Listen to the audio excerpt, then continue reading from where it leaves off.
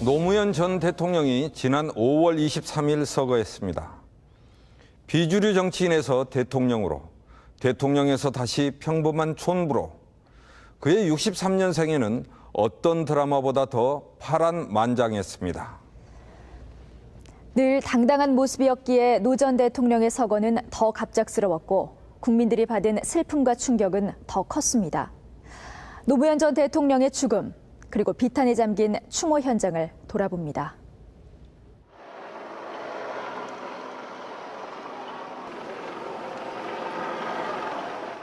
(2009년 5월 23일) 전직 대통령의 갑작스러운 서거로 온 나라가 충격과 비탄에 빠졌다.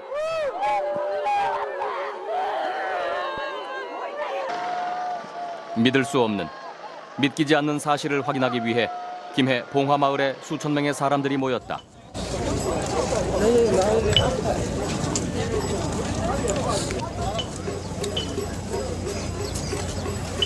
영원한 나의 대통령님 모시고 편안하게, 아주 편안하게 가셨으면 좋겠습니다.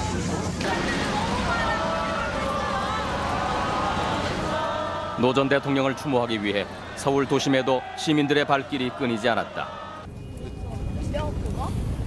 솔직히 지금도 아니었으면 합니다. 아니었으면 합니다. 나라 대통령이 이렇게 가셨다는 게, 그리고 그렇게 가지게 만들었다는 점이 너무 싫어요.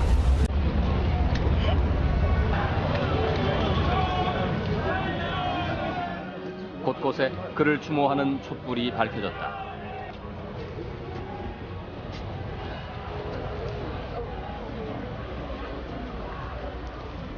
조문객들은 충격 속에서 착잡함을 금치 못했다.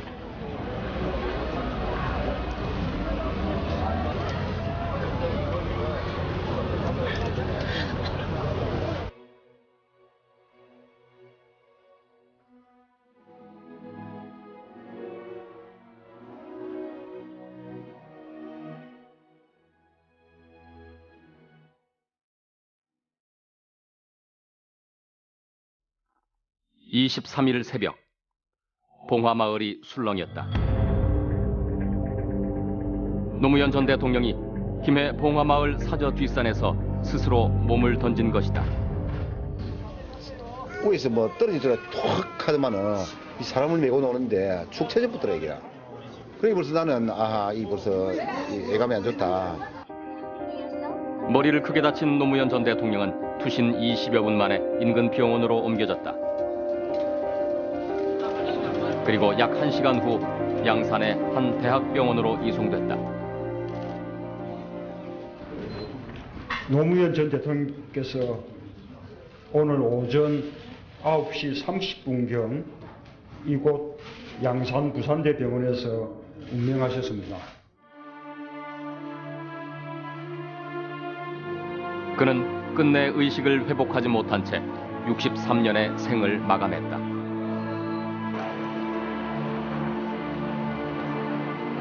아버지의 갑작스러운 죽음 앞에 가족들은 망연자실한 표정으로 그의 곁을 따랐다.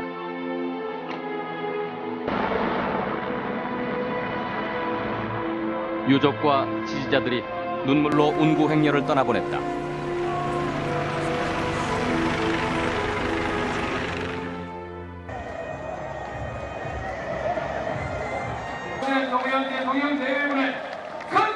노무현 전 대통령에게 고향 봉화마을은 어떤 의미였을까? 오늘 제가 딱 말 놓고 하고 싶은 얘기 한마디 하겠습니다. 야, 기분 좋다!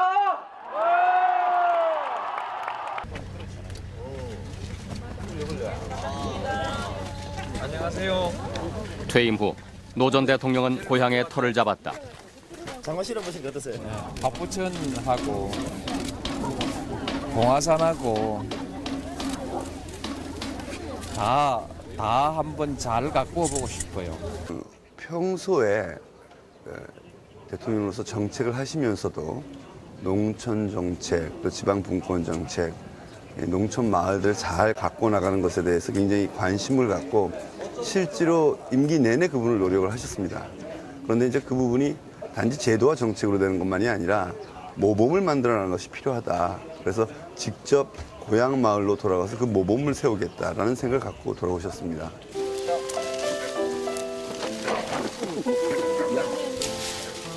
그렇게 시작한 꿈 많은 고향 생활이었다.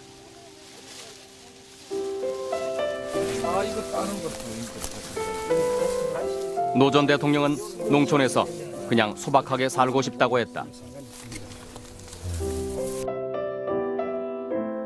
63세 다시 돌아온 고향에서의 생활은 매 순간이 뿌듯하다고 했다.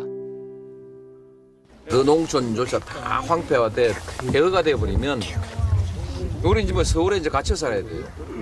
뭐 산하가 어떠고 저쩌고 뭐 그런 거 없어요. 2월 말에 오셔서 바로 한 달 후쯤 봄이 시작이 됐기 때문에 바쁘게 그렇게 여기서 활동하셨고 저희 와서 굉장히 행복해 보이셨고요. 그래서 좀 안심했죠 그때는. 그런데 이 정도면 따라 이런 서민적인 모습은 전직 대통령이 아닌 예비 농사꾼의 모습을 연상케 했다고 한다. 대통령 오늘 맛이 어떠세요? 한 말씀 부탁드립니다. 딸기 맛이죠. 그렇습니다. 노 전 대통령이 터를 잡은 뒤 사저가 있는 봉화마을은 하루 수천 명이 찾는 관광 명소가 됐다. 당시 노 전 대통령의 소박한 모습은 인터넷상에서 큰 화제가 되기도 했다. 덕분에 노간지라는 애칭을 얻었다.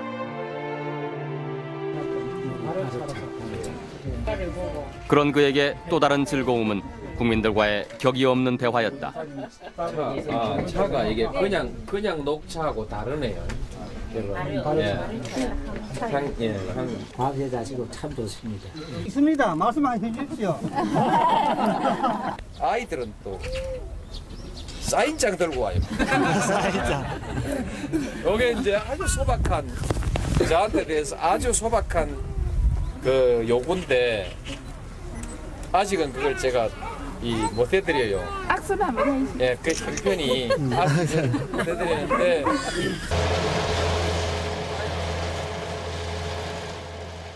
지난해 여름 박연차 태광실업 회장에 대한 세무조사가 시작된 후에도 노무현 전 대통령의 행보에 별다른 변화는 없었다고 한다. 하지만 출발점은 그때부터였다. 아무래도 정치가 어렵지 않겠습니까? 농사는 사람이 농사를 지은 역사는 수천 년이 되고 정치도 그렇게 되나? 그 그리 비교할 수가 없네. 어쨌든 정치가 어렵다고 봐야죠. 정치가 훨씬 어렵다고 봐야죠. 농민, 노무현 입장에서 정치하는 사람들한테 뭐 이런 거 부탁하고 싶다 이런 거 있으면 한 말씀. 없습니다. 없어요. 노 전 대통령은 지난 12월 국민들과의 대화에서 내년 봄을 기약했다. 이 자리에서 금년에는 오늘 인사를 마지막 인사로 하고요. 내년에 날씨 좀 따뜻해지면 그때 다시 인사대표 나올 겁니다. 그렇게 널리 좀 알려졌으면 좋겠습니다.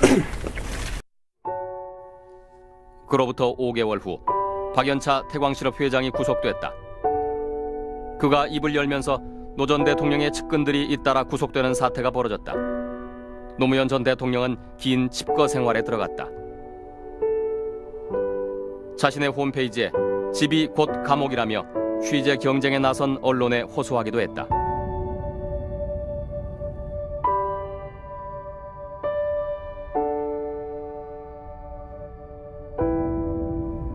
노 전 대통령을 걱정하던 그의 측근들은 당시 노 전 대통령의 답답한 심경을 읽을 수 있었다고 한다. 작년까지는 안 그러셨는데 정치하지 말라고 자꾸 1월 달에도 3월 달에도 4월 달에도 뵐 때마다 자네는 정치하지 말고 강의하고 책 쓰고 그게 훨씬 낫다고 그러시더라고요. 최근에 너무 힘들어하시면서 당신이 정치하지 않았고 대통령 하지 않았으면 주변 사람들이 이렇게 힘들어했을까라는 자책을 하면서 지금 우리 구조에서 정치라고 하는 것이 얼마나 허망하고 한계가 명확한 것인지를 아마 본인의 생애를 통해서 뼈저리게 느끼신 거 아니겠습니까?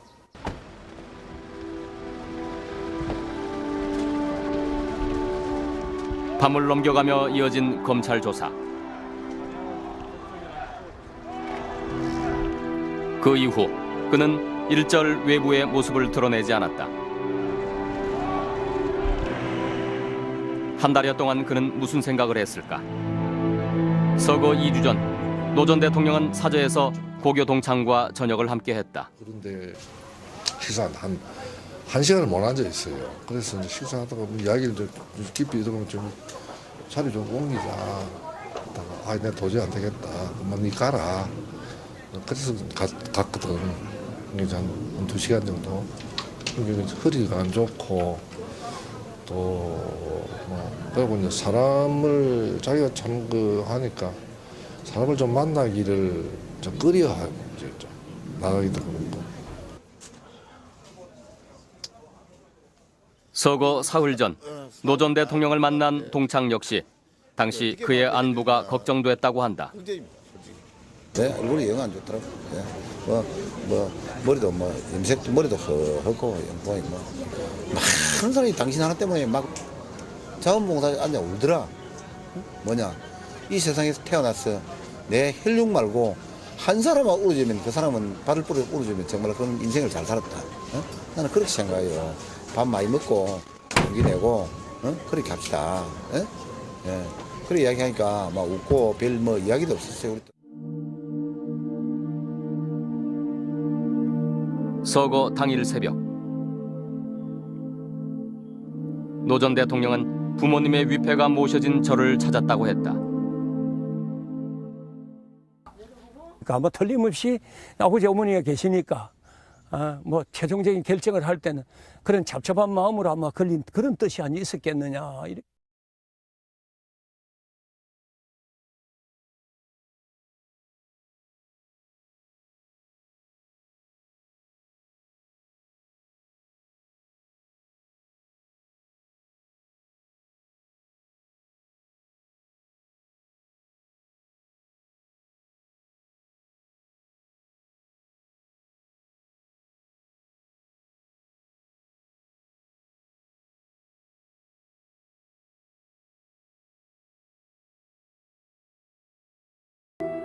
주변 사람들에게 미안함을 감추지 못했다는 노무현 전 대통령. 준비할 게 너무 많기 때문에 주변 사람들에 대해서는 참 굉장히 마음이 약하고 배려심이 강하고 굉장히 여린 분이신데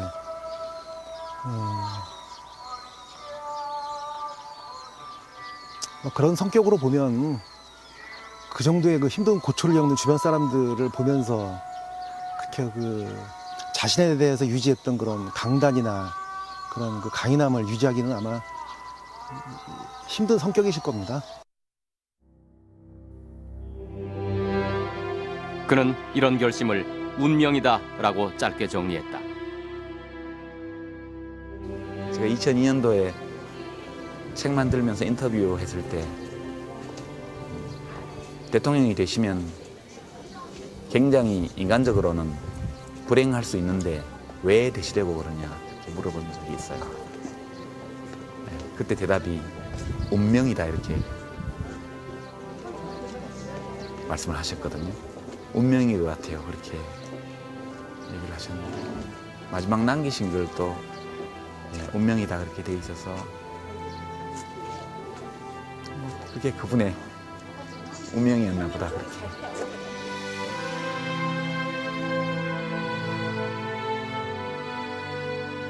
노무현 전 대통령은 그렇게 유명을 달리했다.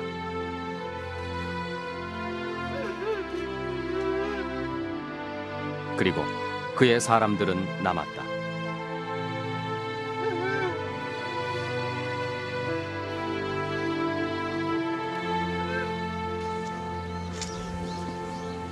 경호관 얘기가 담배 있냐고 물어보셨다는데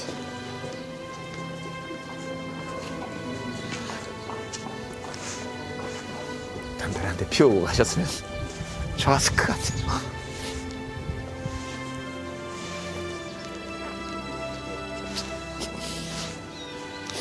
제가 있었으면 담배 한 가지 드렸을 텐데. 그런 생각 들죠. 보고 싶고 그런 마음이 있으십니까? 아니요.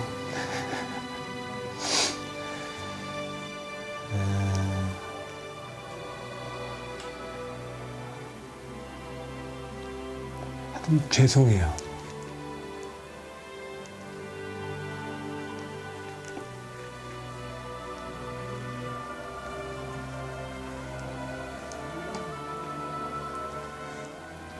끝내 자기를 던져 수밖에 없었던 그 상황을 뭔가 막기 위해서 제가 다른 노력을 뭐라도 했었어야 되는데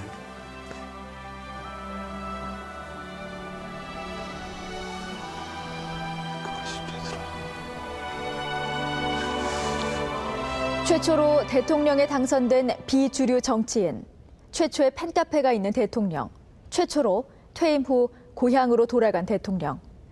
노무현 전 대통령에게는 최초라는 말이 많이 붙습니다. 그의 정치 인생은 내내 역경에 맞선 도전의 연속이었습니다. 현실의 한계와 금기에 맞서 원칙과 소신을 지키려 했고 장애물이 막아서면 애둘러 가기보다는 늘 정면 돌파를 선택했습니다. 그런 그를 사람들은 바보 노무현이라 불렀습니다.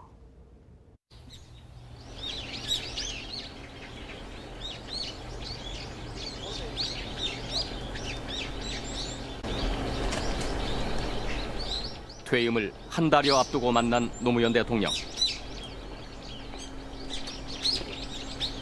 참여정부 5년에 대한 그의 평가는 의외로 낮았다. 분위기 살으라고 일부러 이 길을 잡았어. 말하자면 그 지역 구도를 한번 극복해 보겠다.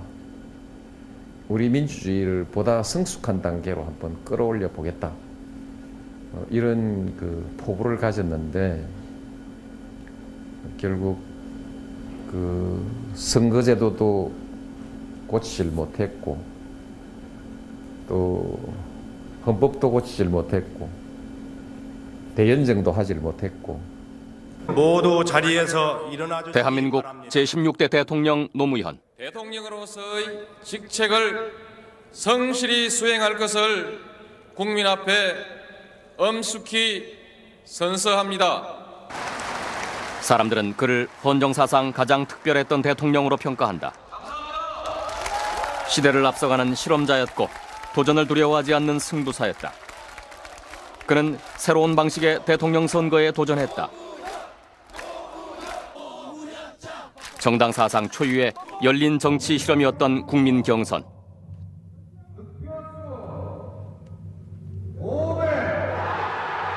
영남 출신 노무현이 호남에서 압승을 거두었다. 광주 시민 여러분들의 위대한 승리, 그리고 민주당의 승리. 민주당의 본토라고 하는 그 광주에서 막강한 조직을 가지고 있다는 기존의 이인재 씨로 대변되어지는 당 주류의 모든 조직적 활동에도 불구하고 평범한 시민과 당원들이 엎어주신 거거든요. 그 광주 경선에서의 승리가 저한테는 굉장히 감동이었고 그 핵심적으로 행복했던 것은 뭐냐면 사람의 마음이 움직이고 그 마음이 하나로 모아내는 그 장면만큼 우리를 기쁘게 하는 게 없거든요. 정면 돌파해서 37% 받아오겠습니다. 이번에 다시 전 노무현이 정면 돌파해서 50% 받아오겠습니다. 어떻습니까? 16개 도시를 돌며 치루어진 치열한 국민 경선. 16부작 드라마라는 말이 생길 정도로 국민들의 관심이 집중됐다. 50일 동안의 국민 경선을 거쳐 그는 국민 참여에 의한 첫 번째 대통령 후보로 결정됐다. 그 여세를 몰아 비주류 정치인 노무현은 대통령 선거에서 승리하며 서민 대통령으로 불리게 된다. 무슨 얘기를 하는 것보다 여러분들하고 악수하고 싶습니다. 그는 지금까지의 대통령들과는 달랐다. 계파도 없고 배경도 없었다. 권위주의와 지역주의 타파라는 원칙과 소신이 있을 뿐이었다. 국민과 함께 완수하겠다는 원칙과 특권이 용납되는 시대는 이제 끝내야 합니다. 정의가 패배하고 기회주의가 득세하는 굴절된 풍토는 반드시 청산돼야 합니다.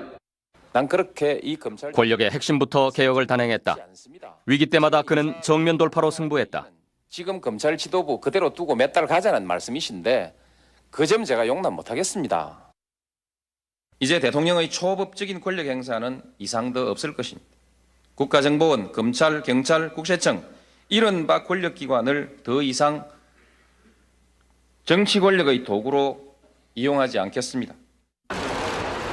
취임 후 비자금 사건 등이 불거질 때마다 과감한 승부수를 띄웠다. 저는 그 모든 권력적 수단을 다 포기했습니다. 도덕적 신뢰 하나만이 국정을 이끌어갈 수 있는 미천일 뿐입니다. 그러면 이제 적신호가 왔기 때문에 이제 국민들에게 겸허히 심판을 받는 것이 필요하다. 실제로 저는 10분의 1 넘지 않는다고 확신을 가지고 있습니다. 그래서 10분의 1 넘으면 정계 엔트를 하겠습니다.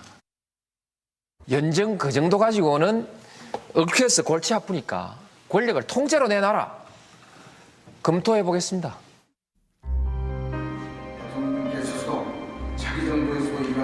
그는 수많은 정치 실험을 했고 수많은 실패를 경험했으며 그 과정에서 수없이 많은 논란과 구설을 불러일으켰다.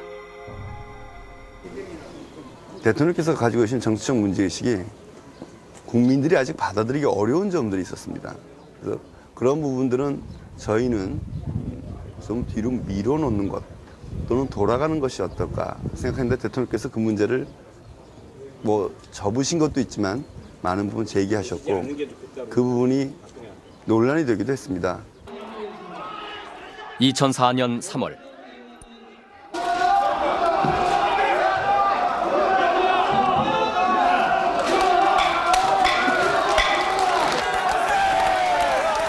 대통령 탄핵 소추안 가결. 노무현 대통령은 취임 1년 만에 정권 최대의 위기를 맞게 된다.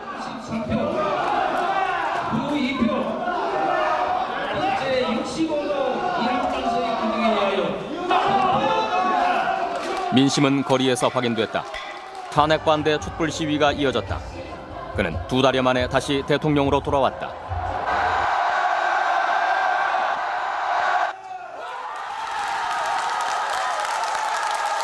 대통령 탄핵이라는 최대의 위기까지 갔던 노무현 대통령과 열린우리당은 오히려 탄핵의 역풍을 타고 17대 총선에서 과반수 의석을 확보하는 극적인 승리를 거둔다. 그와 함께 열린우리당의 지지율도 크게 상승했다. 노무현 전 대통령은 중학생 시절부터 명석하지만 타협을 모른다는 평가를 받아왔다.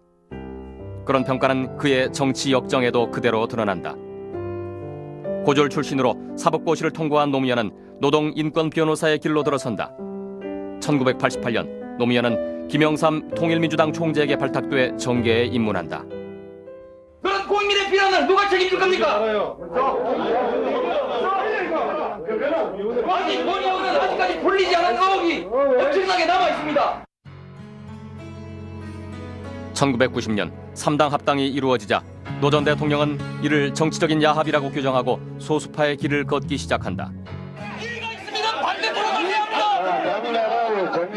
동과 서를 하나로 합쳐서 광주에서 콩이면 부산에도 콩이고 대구에서도 콩인 옳고 그름을 중심으로 해서 인물과 정책을 중심으로 해서 그렇게 정치를 해나갈 수 있는, 그래서 국민들에게 봉사할 수 있는 새로운 정치를 이 노무현이 열겠습니다.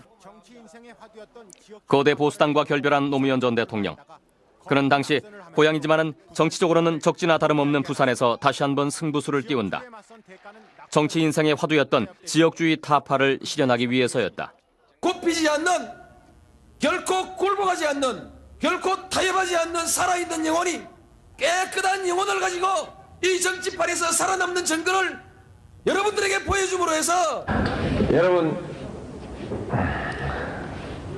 혼자서 말을 하려고 하니까 지역주의가 뿌리 깊은 정치 환경에서 그는 결과가 예상되는 무모한 도전을 그치지 않았다. 여러분, 정로 국회의원이라고 알아주고 당선이 보장된 지역구를 떠나 사서 고생하는 그를 사람들은 바보 노무현이라고 불렀다.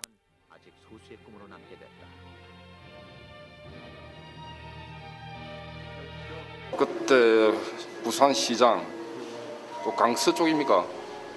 그쪽에 국회의원 나서 낙선하시고 그때 뭐 노무현은 이제 바보 노무현 막 그런 이야기 있었답니까? 왜 저분이 저렇게 하실까 생각을 많이 하게 됐죠. 뚝심, 소타랑, 소박, 흔히들 말하는 바보, 좋은 바보죠.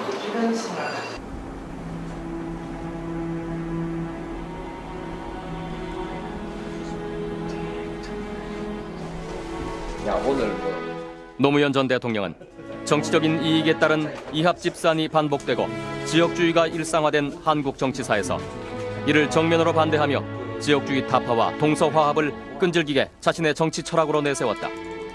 이를 위해서는 일말의 주저함도 없었고 타협도 없었다.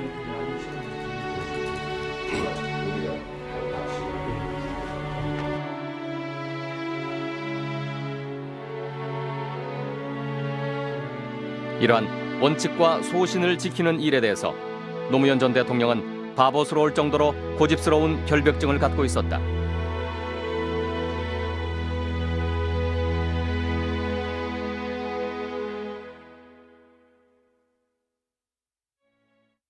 하여간 권위적인 걸 되게 싫어하셨고 바보스러울 정도로 원칙에 집착했고 그러면서 하여간 모든 논의가 나를 설득하시오. 그러면 따르겠소.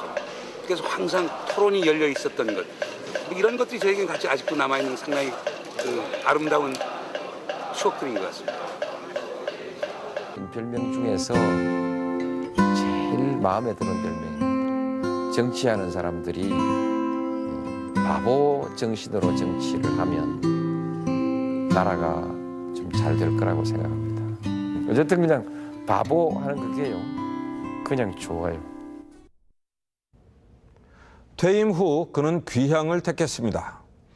전직 대통령이라는 무게와 권위를 모두 던져버리고 농사를 지으며 고향 사람들과 어울려 살아가는 그의 모습이 이웃 아저씨처럼 격이 없고 행복해 보였다는 게 그를 만나본 사람들이 공통적으로 하는 말입니다.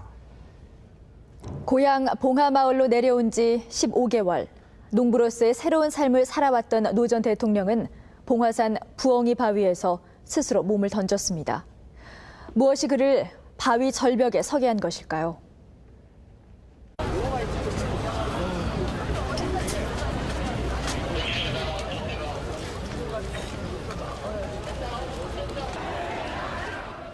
노무현 전 대통령 서거 소식을 접한 사람들이 덕수궁 앞으로 모이기 시작했다.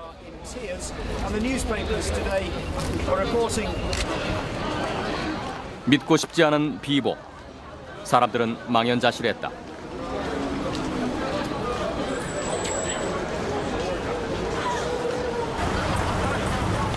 오후 4시.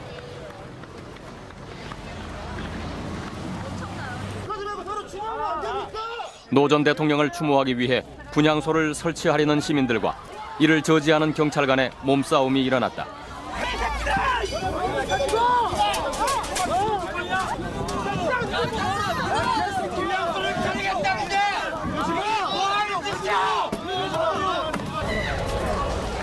고인을 기리기 위한 자리에 경찰 병력이 배치된 것은 예상치 못한 일이었다. 가시는 길에도 이런 막 경찰 깔려있고 이런 거 죽어서 돌아가셔서도 곧 주고 싶지 않으실 텐데 진짜 이건 아닌 것 같아요. 추모하기 위해서 오신 분들인데 분향소가 원래 있어야 되거든요. 천막이라든가 아니면 하다못해 건물 안에서 이렇게 하게 되는 것도 있어야 되는데 그조차도 허용을 안 하고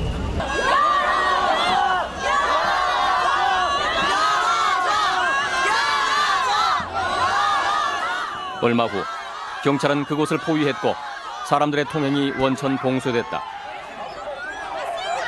안으로 들어가지도 밖으로 나가지도 못하는 상황.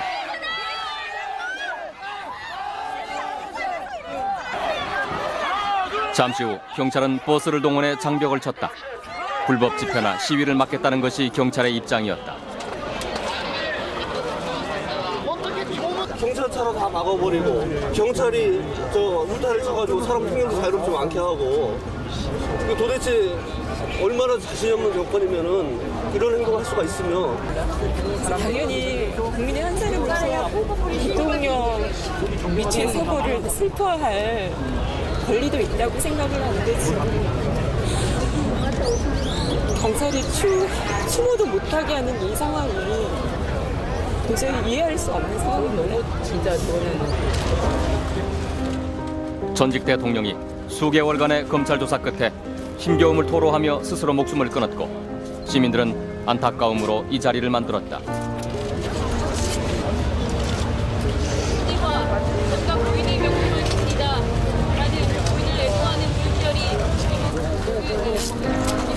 시민들은 싸움이 아니라 경건한 추모를 원했다. 노무현 전 대통령의 빈소가 마련된 김해 봉화마을. 소식을 들은 사람들의 조문 행렬이 이어졌지만 정치권 인사들 가운데 상당수는 마을 입구에서부터 출입을 저지당했다.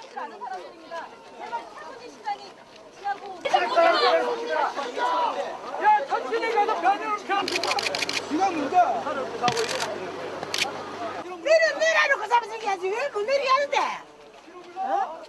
못 가게 다른 몽대 부사든지. 저승사자들이 와 이래 많노. 누구를 더 데리고 갈라고? 어이? 누구를 더 데리고 갈라고?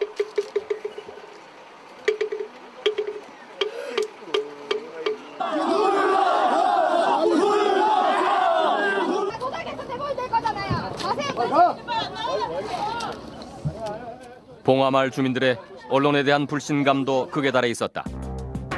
수개월 전부터 시작된 노 전 대통령에 대한 언론의 질타는 시간이 가면서 점점 강도가 세졌다.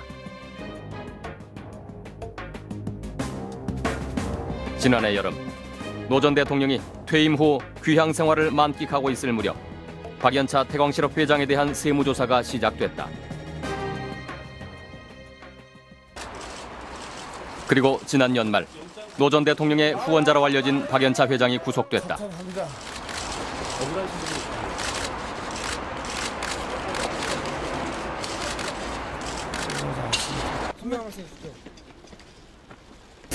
어떻든 국민들한테 죄송합니다. 노무현 전 대통령의 친형 노건평 씨도 지난해 12월 구속됐다. 이를 시작으로 노무현 전 대통령의 측근 인사들이 줄줄이 구속됐다.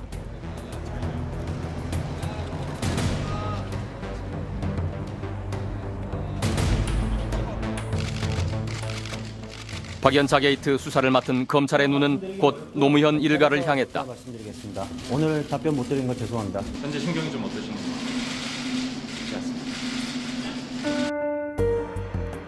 조카 사위 연철호 씨와 아들 건호 씨에 이어 아내 권양숙 여사까지 검찰 소환 조사를 받았다.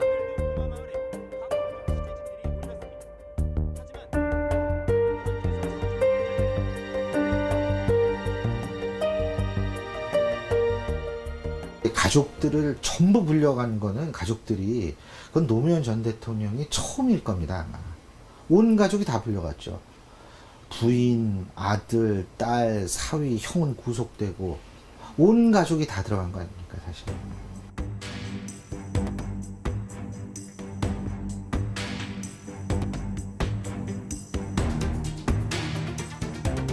검찰에서 그때그때 수사를 해서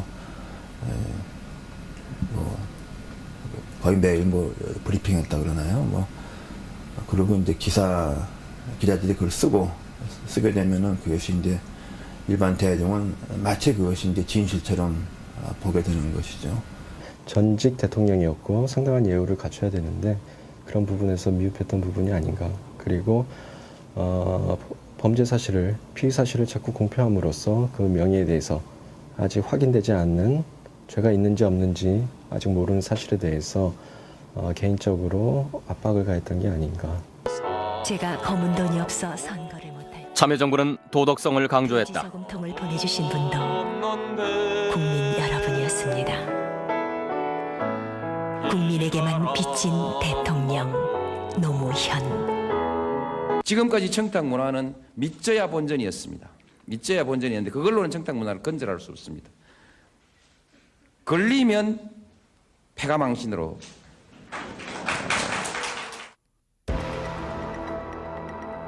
도덕성을 최고의 덕목으로 삼아온 노무현 전 대통령은 큰 상처를 입었다. 사안과 관련이 없는 사실, 추측성 이야기 또한 언론에 공개됐다. 노 전 대통령 측은 이를 놓고 검찰의 언론 플레이라며 불쾌감을 표시했다. 사건 번지하고 아무 상관없잖아요. 아주 비열하고 치사하고 나쁜 짓이라는 것에 대해서. 그리고 4월 22일 노무현 전 대통령은 유일하게 세상과 소통하던 창구였던 홈페이지를 폐쇄하겠다고 밝혔다.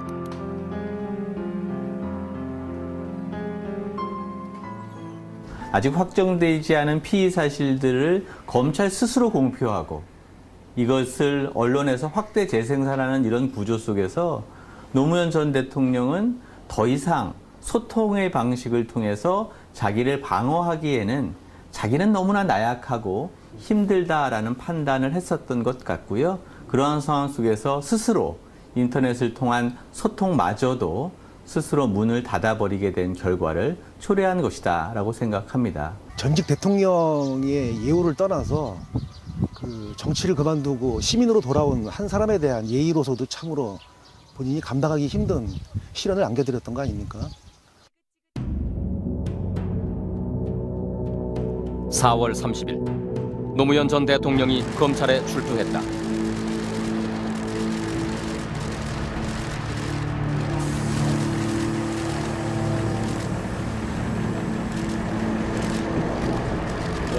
왜 국민께 먹고 없다고 말씀하십니까?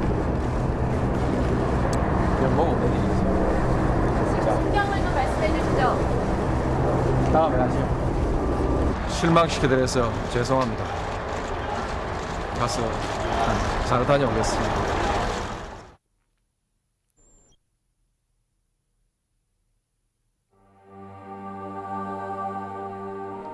한 달 후 노무현 전 대통령은 스스로 목숨을 끊었다.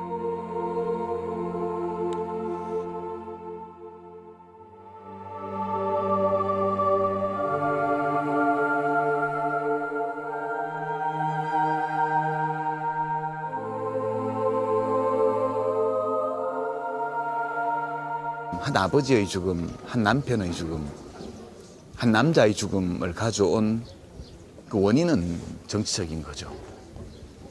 그러니까 정치적인 공격, 정치적인 목적을 가진 모욕, 거기서 당하는 수모, 그 굴욕감,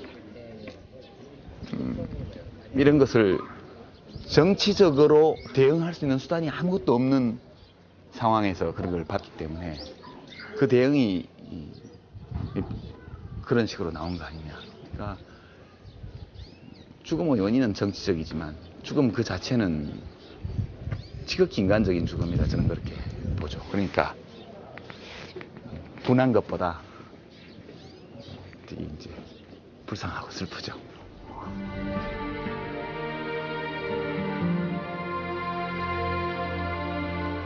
그의 죽음으로 노무현 전 대통령 일가에 대한 수사는 모두 종결됐다.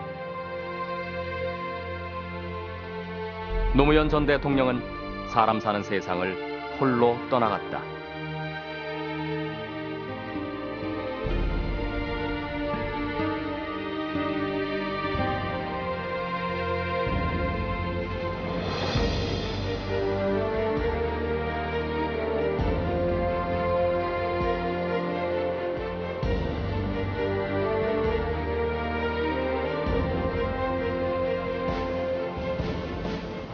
노무현 전 대통령은 지난해 마지막으로 방문객들을 만난 자리에서 봄에 다시 만나 뵙겠다고 말했습니다.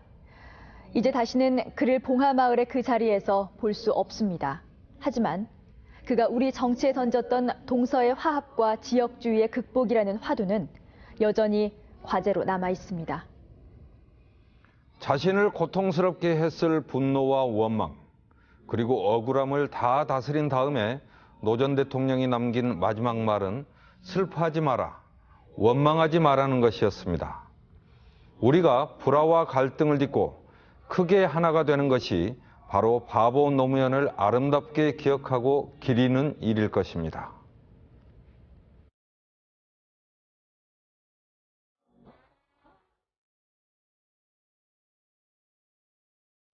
오늘 밤이 지나면 우리는 새로운 대한민국을 만납니다. 성별, 학력, 지역의 차별 없이 모두가 자신의 꿈을 이루어가는 세상. 어느 꿈은 이미 현실이 되었고 어느 꿈은 아직 땀을 더 쏟아야 할 것입니다. 정치가 썩었다고 고개를 돌리지 마십시오. 낡은 정치를 새로운 정치로 바꾸는 힘은 국민 여러분에게 있습니다. 후에도 노무현 전 대통령의 행보에 별다른 변화는 없었다고 한다. 하지만 출발점은 그때부터였다. 아무래도 정치가 어렵지 않겠습니까? 농사는, 사람이 농사를 지은 역사는 수천 년이 되고 정치도 그렇게 되나? 그리 비교할 수가 없네. 어쨌든 정치가 어렵다고 봐야죠. 정치가 훨씬 어렵다고 봐야죠. 농민 노무현 입장에서 정치하는 사람들한테 뭐 이런 거 부탁하고 싶다 이런 거 있으면 한 말씀. 없습니다. 없어요. 노 전 대통령은 지난 12월 국민들과의 대화에서 내년 봄을 기약했다. 이 자리에서 금년에는 오늘 인사를 마지막 인사로 하고요. 내년에 날씨 좀 따뜻해지면 그때 다시 인사대표 나올 겁니다. 그렇게 널리 좀 알려졌으면 좋겠습니다. 그로부터 5개월 후 박연차 태광실업 회장이 구속됐다. 그가 입을 열면서 노 전 대통령의 측근들이 잇따라 구속되는 사태가 벌어졌다. 노무현 전 대통령은 긴 칩거 생활에 들어갔다. 자신의 홈페이지에 집이 곧 감옥이라며 취재 경쟁에 나선 언론에 호소하기도 했다.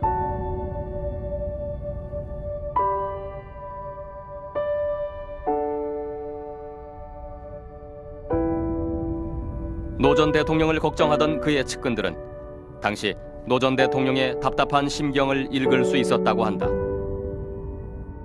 작년까지는 안 그러셨는데 정치하지 말라고 자꾸 1월 달에도 3월 달에도 4월 달에도 뵐 때마다 자네는 정치하지 말고 강의하고 책 쓰고 그게 훨씬 낫다고 그러시더라고요. 최근에 너무 힘들어하시면서 당신이 정치하지 않았고 대통령 하지 않았으면 주변 사람들이 이렇게 힘들어했을까라는 자책을 하면서 지금 우리 구조에서 정치라고 하는 것이 얼마나 허망하고 한계가 명확한 것인지를 아마 본인의 생애를 통해서 뼈저리게 느끼신 거 아니에요.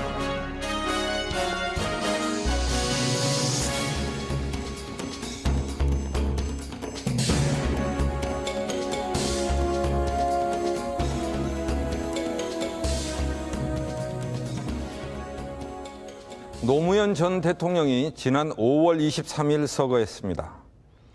비주류 정치인에서 대통령으로, 대통령에서 다시 평범한 촌부로, 그의 63년 생애는 어떤 드라마보다 더 파란만장했습니다.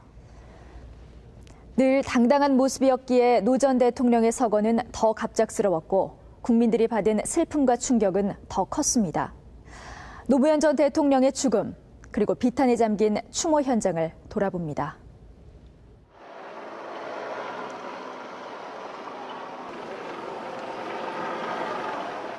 (2009년 5월 23일) 전직 대통령의 갑작스러운 서거로 온 나라가 충격과 비탄에 빠졌다.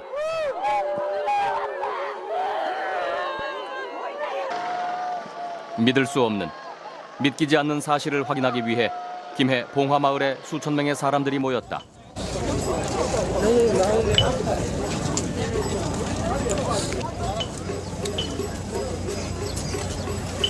영원한 나의 대통령님 모시고 편안하게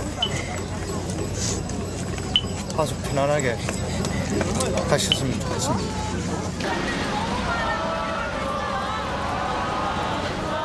노 전 대통령을 추모하기 위해 서울 도심에도 시민들의 발길이 끊이지 않았다. 솔직히 지금도 아니었으면 합니다. 아니었으면 합니다. 나라 대통령이 이렇게 가식한 게 그리고 그렇게 가지게 만들었다는 점이 너무 싫어요.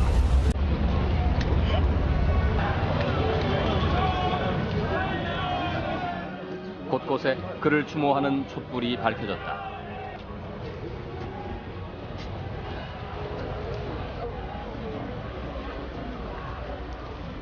조문객들은 충격 속에서 착잡함을 금치 못했다.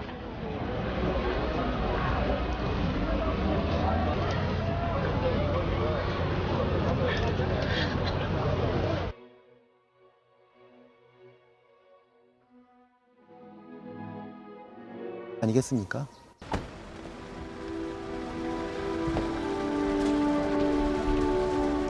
밤을 넘겨가며 이어진 검찰 조사. 그 이후 그는 일절 외부의 모습을 드러내지 않았다.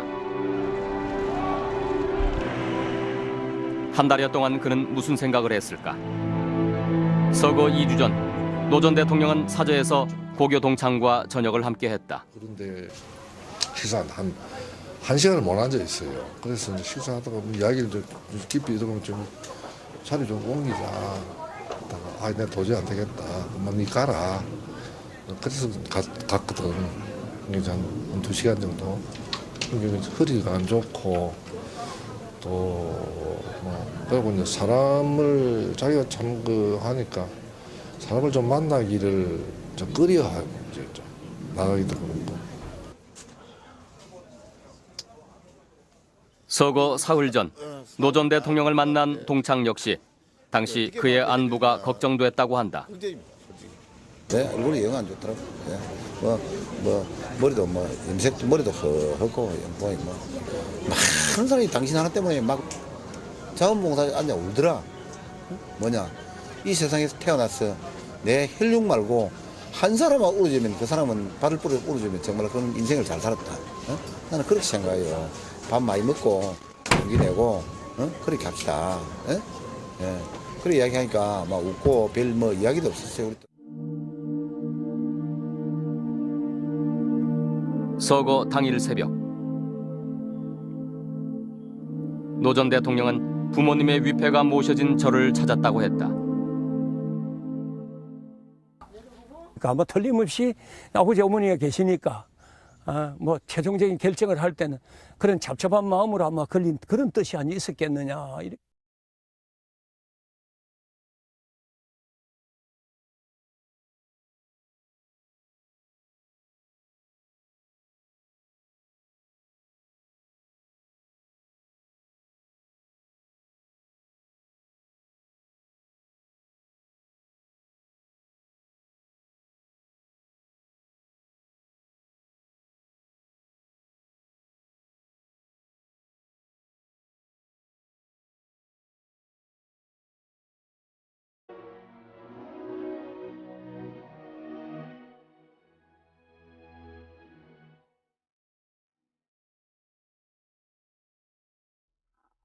(23일) 새벽 봉화마을이 술렁이었다.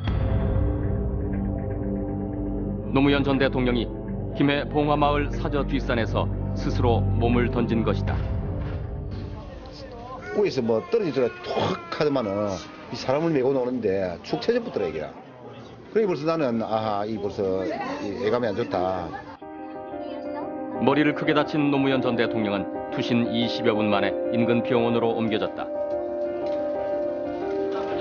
그리고 약 1시간 후 양산의 한 대학병원으로 이송됐다. 노무현 전 대통령께서 오늘 오전 9시 30분경 이곳 양산 부산대병원에서 운명하셨습니다. 그는 끝내 의식을 회복하지 못한 채 63년의 생을 마감했다.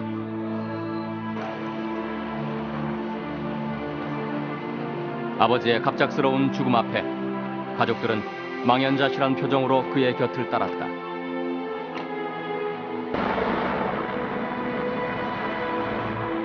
유족과 지지자들이 눈물로 운구행렬을 떠나보냈다.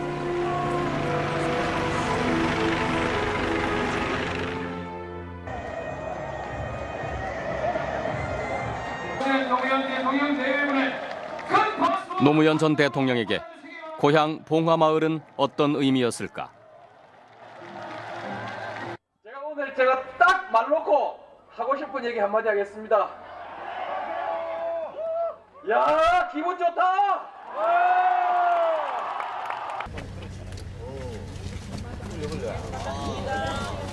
안녕하세요. 퇴임 후 노 전 대통령은 고향의 터를 잡았다. 장마 실어보시니까 어떠세요? 박부천하고 봉화산하고 다 한번 잘 가꾸어 보고 싶어요. 평소에 대통령으로서 정책을 하시면서도 농촌 정책, 또 지방 분권 정책, 농촌 마을들 잘 가꿔 나가는 것에 대해서 굉장히 관심을 갖고 실제로 임기 내내 그 부분을 노력을 하셨습니다. 그런데 이제 그 부분이 단지 제도와 정책으로 되는 것만이 아니라 모범을 만들어내는 것이 필요하다. 그래서 직접 고향 마을로 돌아가서 그 모범을 세우겠다라는 생각을 갖고 돌아오셨습니다.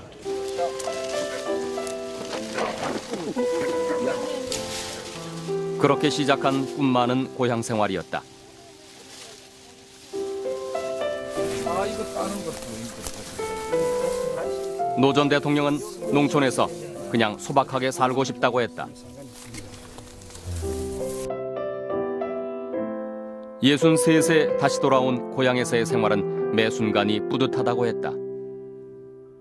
그 농촌조차 다 황폐화돼 폐허가 돼버리면 우리 이제 뭐 서울에 이제 갇혀 살아야 돼요. 뭐 산하가 어떠고 저쩌고 뭐 그런 거 없어요.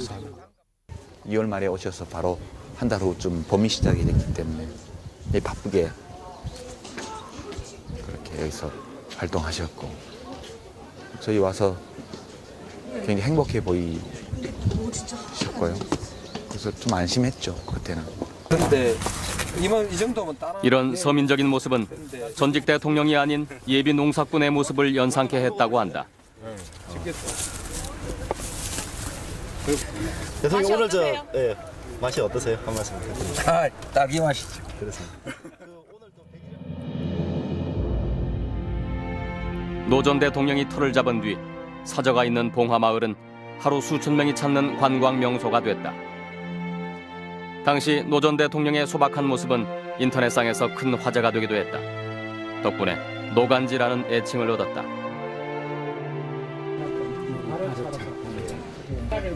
그런 그에게 또 다른 즐거움은 국민들과의 격이 없는 대화였다. 차가 이게 그냥 녹차하고 다르네요. 밥에 다시고 참 좋습니다. 있습니다. 말씀 많이 해주십시오. 아이들은 또 사인장 들고 와요. 사인장. 이게 이제 아주 소박한 저한테 대해서 아주 소박한 그 요구인데 아직은 그걸 제가 못 해드려요. 악수를 한번 해주세요. 예, 그 형편이 못 해드리는데.